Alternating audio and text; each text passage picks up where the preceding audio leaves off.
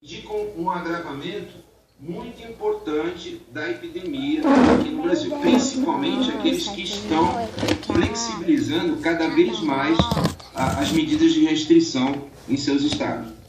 Para a Eliana, que sentiu a dor de perder a mãe para a Covid-19 há 2 semanas, a flexibilização não é sinal verde para sair de casa.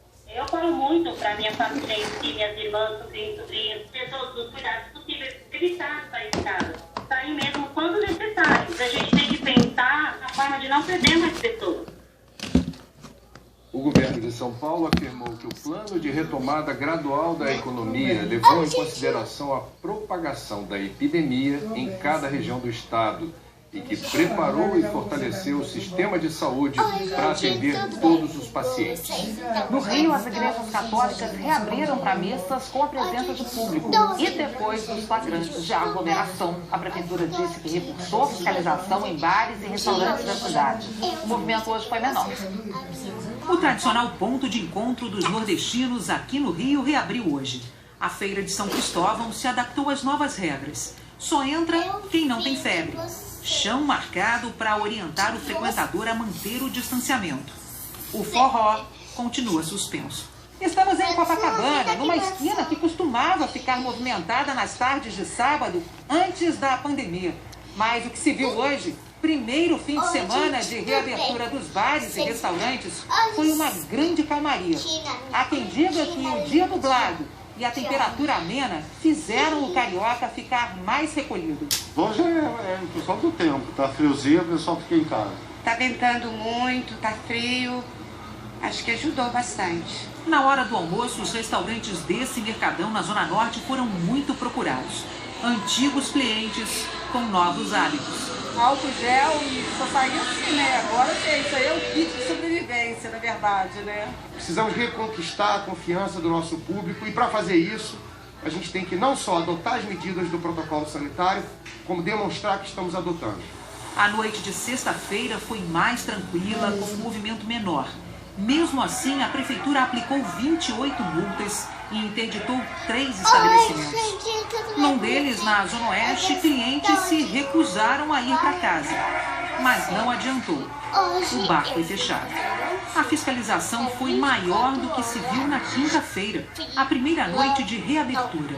Mas houve registro de aglomeração neste calçadão na Zona Norte. Já ontem, com a chuva, a maioria das ruas não ficou lotada. Nem bares. Hoje, depois de 3 meses, igrejas voltaram a ter missas com a presença de fiéis. Mas os templos só podem receber 1/3 da capacidade. As pessoas têm que usar máscaras e manter o distanciamento de 2 metros. Na Catedral Metropolitana do Rio, o momento foi de emoção. A saudade era muito forte, né? Ficar em casa. Eu acompanho missas de casa, as missas de casa, então não é a mesma coisa, né? Então quando você volta é muito emocionante. A estratégia de combate ao coronavírus do governo de Goiás não conseguiu a adesão de todas as cidades e está deixando muitos moradores confusos. O sábado foi de movimento em muitas cidades de Goiás. Por outro lado, em Goiânia, tudo fechado. A capital aderiu esta semana ao decreto do governo do estado que propõe fechamento total das atividades por 2 semanas, para depois voltar a reabrir. Um processo de alternância de 14 em 14 dias e é um protocolo que está sendo também elogiado por vários epidemiologistas em vários lugares do Brasil. Goiás registra mais de 28 mil casos da Covid-19 e o número de mortes passou de 600. Um dos motivos apontados para o crescimento da doença é o baixo isolamento social, hoje em 37%. Para aumentar esse índice, o governo de Goiás contava com a adesão de todos os 246 municípios goianos, o que não aconteceu. Um levantamento da Associação Goiana de Municípios mostra que apenas 42 aderiram ao decreto estadual na íntegra. A maioria das cidades seguiu outras flexibilizações e datas de fechamento. Em Rio Verde, o comércio volta a fechar na segunda-feira e a turística Caldas Novas reabriu todos os hotéis e pousadas esta semana. os 12 prefeitos da região do entorno de Brasília decidiram adotar as medidas que forem tomadas pelo Distrito Federal.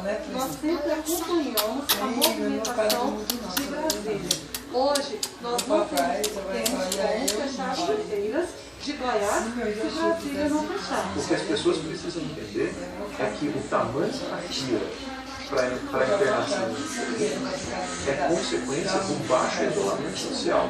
Se nós aumentarmos o isolamento social para acima de 50% a 55%, essa fila de internação de UTI ela vai ser encurtada e vai ter leito para todos.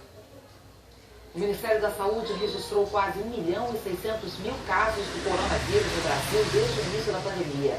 De ontem para hoje foram 37.923 novos infectados. Segundo o Ministério, 64.265 brasileiros morreram da doença. 1.091 óbitos foram registrados nas últimas 24 horas. Uma pesquisa da Universidade Federal de Pelotas revelou que os índios que moram em centros urbanos são mais vulneráveis ao novo coronavírus. A pesquisa fez uma análise da epidemia no Brasil. Um dos enfoques foi a diferença na incidência da Covid-19 em relação à cor da pele autodeclarada dos entrevistados. Os pesquisadores descobriram que a proporção de índios que tiveram a doença foi maior que a dos outros grupos étnicos. Levando em consideração apenas da região norte, a que tem a maior quantidade de índios no país, a presença de anticorpos entre os indígenas para o coronavírus apareceu em 12,3% dos entrevistados. Entre os pardos, 8,5%, pretos, 6,9%, amarelos, 4,4% e entre os brancos, apenas 5,7% foram infectados. O estudo foi feito até o fim de junho, quando as regiões Norte e Nordeste passavam pela fase aguda da doença com incidência maior que no restante do país. Segundo os pesquisadores, a diferença na contaminação por raça ou cor pode ser explicada em parte pela diferença socioeconômica. Os dados mostram que os 20% mais pobres da população têm o dobro da infecção do que os 20% mais ricos, mas eles não descartam diferenças genéticas. Em parte, isso se deve ao fato de que os indígenas são mais pobres do que a maioria da população, devido às condições de moradia, de saneamento, mas é possível também que exista uma predisposição genética entre os indígenas, que explicaria por que eles seriam mais afetados. O estudo não analisou índios nas aldeias, apenas os que moram em regiões urbanas. Mas este líder indígena da etnia Yanomami, um dos povos nativos mais numerosos, com aproximadamente 35 mil índios na floresta amazônica, alerta para o risco do vírus se espalhar também nas aldeias. Muitos desses índios urbanos visitam suas famílias. Existem as questões culturais e as comunidades ainda sofrem principalmente com a entrada de garimpeiros na região. Esse vírus que foi levado na comunidade foi através dos garimpeiros, entendeu? A presença dos garimpeiros em terras Yanomami foi parar na Justiça. O Tribunal Regional Federal da Primeira Região atendeu o pedido do Ministério Público e determinou essa semana que eles sejam retirados da região. Os procuradores alegaram que os garimpeiros são o principal foco de disseminação do novo coronavírus entre os índios. O governo federal tem 5 dias para apresentar um plano de retirada e depois 10 dias para execução.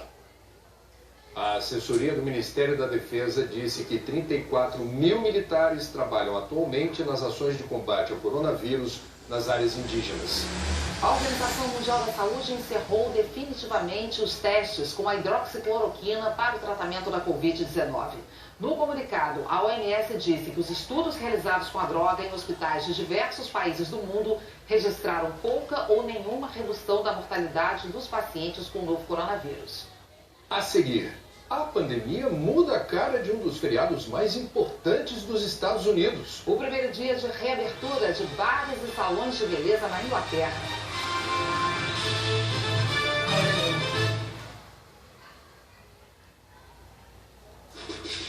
Agro, a indústria riqueza do Brasil. Cooperativa é agro.